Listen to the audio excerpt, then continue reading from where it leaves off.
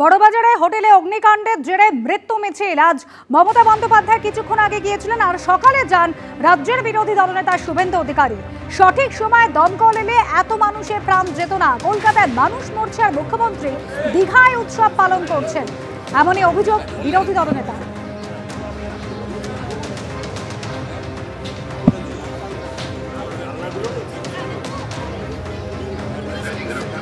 কর্পোরেশনের যিনি মেয়র তিনি ধর্মীয় সভা করতে ব্যস্ত।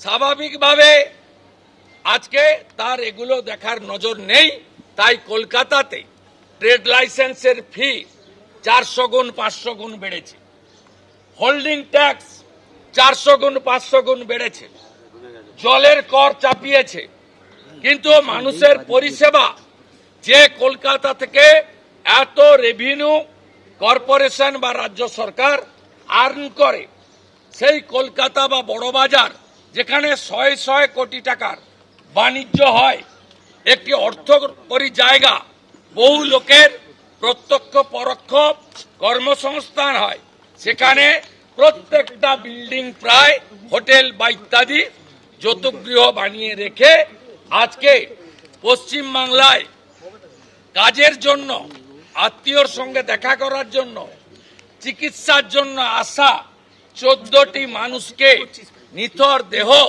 তার বাড়ির লোককে নিয়ে যেতে হলো। দমকল মন্ত্রী থেকে মেয়র আজ প্রত্যেককেই নিশানা করেছেন রাজ্যের বিরোধী দলনেতা। পাল্টা সুজিত বসু কি বলছেন শোনাবো। ঘটনাটা খুবই দুঃখজনক ঘটনা খবর পাওয়ার সাথে সাথে আমাদের যারা এখানে ফায়ারের ডাইরেক্টর, আমাদের ফিরাদ হাকিম, মেয়র, শশীর বাজা সবাই এখানে এসে গেছিলেন এবং আমাদের পুরো টিম পুরো কাজ করেছেন এবং পুরো দীঘা থেকে পুরো বিষয়টা মাননীয় মুখ্যমন্ত্রী নিজে মনিটরিং করেছেন। আমরা সারা রাত ধরে আমরা জায়গা ছিলাম, কিন্তু মুখ্যমন্ত্রী নিজে বিষয়টা দেখেছেন। আমরা খতিয়ে সমস্ত বিষয়টা দেখছি, কী কী কারণে আগুন হয়েছে তারও রিপোর্ট আমরা তৈরি করেছি, প্রাইমারি রিপোর্ট আমরা মাননীয় মুখ্যমন্ত্রীর কাছে সেটা পাঠাচ্ছি। আমরা চাই এই ঘটনা পুরো সঠিকভাবে মুখ্যমন্ত্রী বলেছেন এটা এনকোয়ারি হবে, যে দোষ হবে সে শাস্তি পাবে।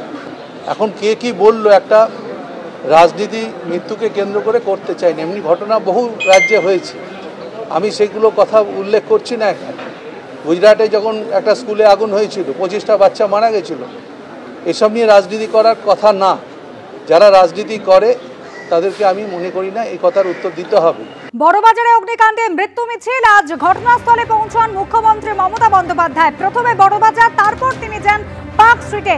শহরে যে সমস্ত পুরনো বাড়ি রয়েছে, বহুতল রয়েছে, যেগুলো বিপজ্জনক অবস্থায় রয়েছে, সেই সমস্ত বহুতলগুলোর ক্ষেত্রে ব্যবস্থা গ্রহণ করা হবে, একেবারে স্পষ্ট বার্তা দিয়েছেন মুখ্যমন্ত্রী। তিনি বলছেন বড়বাজারে অগ্নিকাণ্ডের ঘটনা তদন্ত হবে, কাউকে ছাড়া হবে না। আপৎকালীন পরিকাঠামো না রাখা ক্ষমার অযোগ্য অপরাধ, একেবারে স্পষ্ট করে দিয়েছেন মুখ্যমন্ত্রী মমতা বন্দ্যোপাধ্যায়। আর এরপর তিনি যান পার্ক স্ট্রিটে, ম্যাগমা হাউস বিল্ডিং এ মুখ্যমন্ত্রীর সারপ্রাইজ ভিজিট।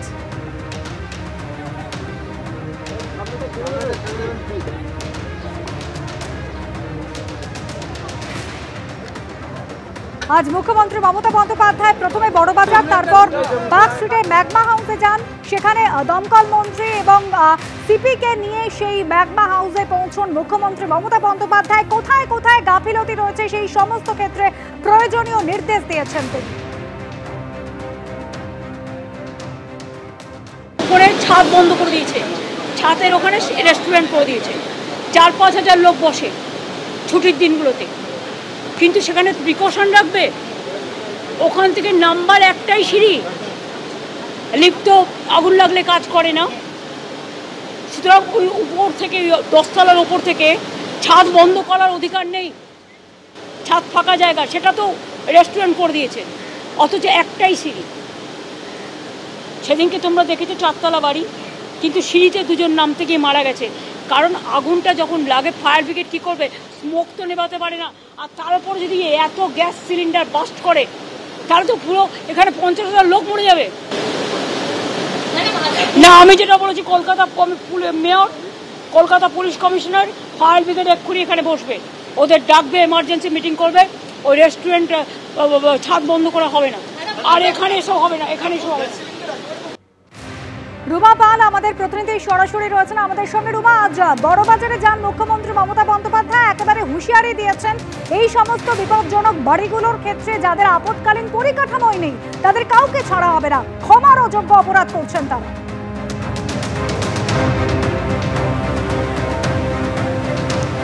দেখো, জানি রাখি বড়বাজার থেকে সরাসরি তিনি চলে আসেন একদম 24 নম্বর পার্ক স্ট্রিট ম্যাগমা হাউস, যেখানে সেলিকা পার্কও রয়েছে। এখানে একাধিক রেস্টুরেন্ট রয়েছে, যেটা কিন্তু মুখ্যমন্ত্রী বললেন তার কাছে খবর আসে যে এখানে ছাদ বন্ধ করে কিন্তু সেখানে ক্রাউড এতটাই থাকে এবং সেখানে কিন্তু রেস্টুরেন্ট চলছে। এবং তারপরে এই গ্যাস সিলিন্ডারগুলো দেখো, গ্যাস সিলিন্ডারগুলো যেভাবে রাখা হয়েছে সেটা যে কোনো সময় একটা বিপজ্জনক ঘটনা ঘটতে পারে, সেটা নিয়ে কিন্তু মুখ্যমন্ত্রী ক্ষোভ প্রকাশ করেন এবং এমার্জেন্সি বৈঠকে বসতে বলেছেন। এবং এমার্জেন্সি বৈঠকে এই মুহূর্তে বসেছেন ফিরহাদ হাকিম রয়েছেন, সুজিত বসু রয়েছেন, শশী পাজা রয়েছেন এবং এখানে যারা রেস্টুরেন্টের যারা এখানে রয়েছেন কর্তৃপক্ষ রয়েছেন এবং ম্যাগমা হাউস এবং সেলিকা পার্ক, যেহেতু 24 নম্বর পার্ক স্ট্রিট দুটো জায়গায় রয়েছে, সেক্ষেত্রে তাদের সঙ্গে কথা বলেন। এবং মুখ্যমন্ত্রীর বক্তব্য ছিল তার কাছে খবর আসে, খবর আগে থেকেই ছিল যে এখানে একটি মাত্র সিঁড়ি দিয়ে মানুষজন আসতে পারেন এবং যেহেতু ছাদ বন্ধ করা হয়েছে এবং যে কোনো সময় কিন্তু আগুন লাগতে পারে।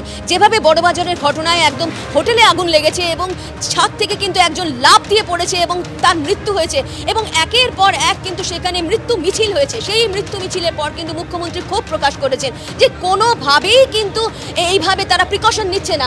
এই দেখো শাটারটা, দেখো শাটার এখানে নামানো যাচ্ছে না এবং কোনোভাবেই এখানে কিন্তু এইগুলো বন্ধ করা হয়েছিল, এইগুলো শাটার কিন্তু খুলে দেখা হয়েছে। অর্থাৎ বুঝতে পারছো, যারা কিন্তু এখানে আসছেন তারা কিন্তু প্রথমে বুঝতে পারছেন না যে এই শাটারের ভেতরে কিন্তু এইভাবে গ্যাস সিলিন্ডার শাঁট দিয়ে গ্যাস সিলিন্ডার রয়েছে। যে কোনো সময় যে কোনো ঘটনা ঘটতে পারে এবং ঘটনা ঘটলে কিন্তু সেটা বিপজ্জনক হবে।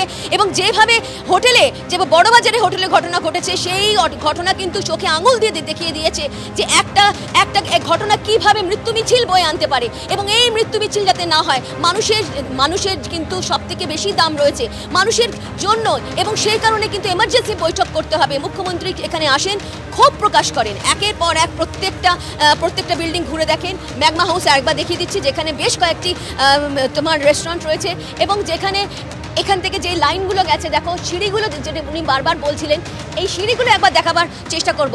উজ্জ্বলকে বলবো একবার এই দিকটা, আমরা ডান দিকে যদি আসি, ঠিক এই সিঁড়িগুলো দেখাবার চেষ্টা করছিলেন, ঠিক এই সিঁড়িগুলো আমি একবার দেখাবার চেষ্টা করছি। যেই সিঁড়িগুলো বারবার তিনি ক্ষোভ প্রকাশ করেছেন যে একদম সরু সিঁড়ি এবং এই রেস্টুরেন্টগুলো ওপরে রয়েছে, একাধিক রেস্টুরেন্ট রয়েছে, বিভিন্ন ফ্লোরে রয়েছে এবং ছাদ বন্ধ করা হয়েছে। এই খবর কিন্তু তার কাছে আসে। যদিও প্রশ্ন রাখা হয়েছিল কি প্রশাসনকে আগে জানতে পারেনি, অবশ্যই সেই বিষয়ে কিন্তু মুখ্যমন্ত্রী ক্ষোভ প্রকাশ করেছেন যে সব বিষয়ে কিন্তু তাদের কাছে এইভাবে কিন্তু খবর আসে না, কিন্তু ধীরে ধীরে তাদের কাছে যখন খবর আসতে শুরু করে তারাই কিন্তু সেই ব্যবস্থা নেয়। এবং যেহেতু একদম এনওসি নিতে হবে এবং কোনোভাবেই যাতে এইভাবে অগ্নি নির্বাপনের ব্যবস্থা রাখতে হবে, শুধুমাত্র অগ্নি নির্বাপনের ব্যবস্থা রাখলেই চলবে না, সেটা কিন্তু কার্যকরী করতে হবে। কার্যকরী কিন্তু সেক্ষেত্রে হোটেলের ক্ষেত্রে, বড়বাজারের হোটেলের ক্ষেত্রে আমরা দেখেছি সে কিন্তু কার্যকরী হয়নি। আমরা কিন্তু সেখানকার কর্মচারীদের সাথে কথা বলেছিলাম, যেদিন আগুন লেগেছিল তারা বলেছিল তারা ঘাবড়ে গিয়েছিলেন। ঘাবড়ে কিভাবে গিয়েছিলেন? তারা একদম অগ্নি নির্বাপন কোনো যন্ত্রই ব্যবহার করতে পারেনি। তারপরে এক্ষেত্রে বড়বাজারের ঘটনা আমরা দেখেছি রুমা, অগ্নি নির্বাপন ব্যবস্থা ছিল কিন্তু কাজই করেনি। একাধিক বেনিয়ম হয়েছে, একাধিক গাফিলতির কথা কিন্তু সামনে এসেছে এবং সেই সমস্ত অভিযোগ খতিয়ে দেখতে মুখ্যমন্ত্রী মমতা বন্দ্যোপাধ্যায় আজ প্রথমে বড়বাজারে যান, তারপর যান পার্ক স্ট্রিটে।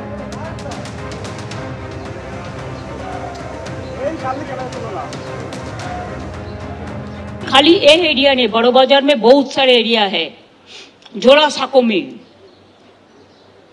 मैं कलकत्ता कॉर्पोरेशन को भी इंस्ट्रक्शन दिया, इंटरनली वो भी अभी इन्वेस्टिगेट करेगा। ऐसा कोई बिल्डिंग को परमिशन देना तो नहीं है, जो दिया है उसको खिलाफ में कामयाब करना है। हम पुलिस को कहेंगे सरप्राइज विजिट, फायर ब्रिगेड को कहेंगे, और खाली कलकत्ता का नहीं, जो डिस्ट्रिक्ट टाउन है उसको लिए भी अगर कोई लोकल रिप्रेजेंटेटिव इसको मदद दिया है उसका खिलाफ में भी एक्शन लेने के लिए हम तैयार है।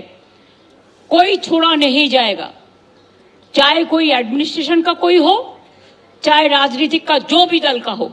कोई आदमी तो बिजनेस का इंटरेस्ट के लिए भी आग जलाता है, लेकिन आग लेके मत खेलो। लंग मार्केट होने का बाद भी अभी भी मैंने सुना बहुत सारे गार्बेज रख दिया, बहुत सारे प्लास्टिक रख दिया, सुनता नहीं है। सुनना चाहिए, मैं किसी का खिलाफ नहीं हूं, लेकिन आप अच्छा रहे, मैं ये तो चाहती हूं। ये कहने के लिए आप मेरे को वोट ना दीजिए तो ना दीजिए, जरूरत नहीं है, but please save your life. চরম হুঁশিয়ারি দিয়েছেন যে দোষীদের ছাড়া হবে না এবং এই ধরনের বিপজ্জনক অবস্থায় যে বাড়িগুলো তৈরি হয়েছে নিয়ম মানা হয়নি সেই সমস্ত বাড়িগুলোর ক্ষেত্রে বহুতলের ক্ষেত্রে চিহ্নিত করা হবে। তিনি অভিযোগ করছেন পুরসভা বলার পরেও বাড়ি সংস্কার হচ্ছে না, যেখানে সেখানে প্লাস্টিক মজুত করে রাখা হচ্ছে, কোনো সিস্টেম ছাড়াই হোটেল চলছে।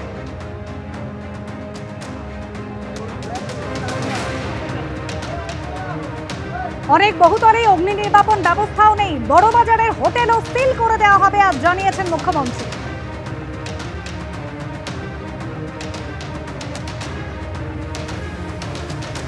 এই দেখো এখানে অবস্থা দেখো, তারে দেখো অবস্থা দেখো, একটা কিছু হলে জড়িয়ে জড়িয়ে জড়িয়ে তারপরে এত গ্যাস সিলিন্ডার। তুমি ভবনটা দেখো, জাস্ট নিচ থেকে ওপর তোলো।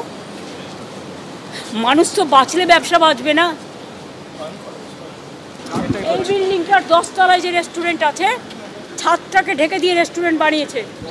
মানে একটাই সিঁড়ি, ছাদ ভেঙে দিয়ে রেস্টুরেন্ট করে, ছাদ ঢেকে দিয়ে রেস্টুরেন্ট করেছে।